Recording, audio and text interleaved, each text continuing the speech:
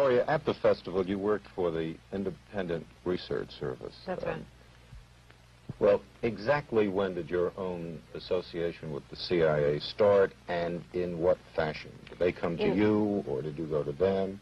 In 1958, when I came home from India, I discussed with student leaders, past and present, many of them active with the National Student Association, this kind of small foundation to encourage Americans to go. They thought it was a good idea, too. I was then told by foundations and professors and friends that I should not do this, that I would get in trouble with the House Un-American Activities Committee, the American Legion, all of those 50s people. And I became convinced that it was impossible.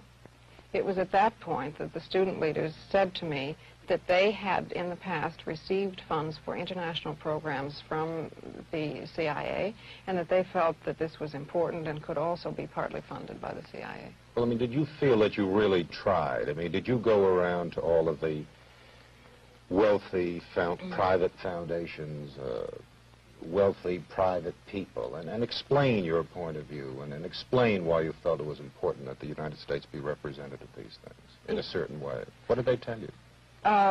They told me that, well, the Ford Foundation, for instance, told me that they thought we were too liberal and too controversial, and that we would endanger their cultural programs in Austria. I mean, the first festival was being held in Vienna.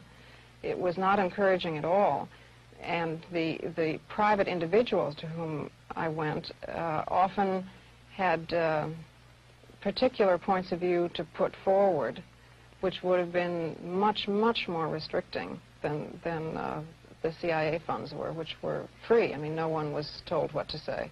What do you mean they were free? You mean to say it was easier for you to work for the CIA than a private organization? That's right. And the reason I think that comes as a surprise, as it did to me at the time. I mean, I had the conventional liberals' view of the CIA as a right-wing incendiary group, and I was amazed to discover that this was far from the case, that they were enlightened, liberal, nonpartisan activists of the sort who characterized the Kennedy administration, for instance.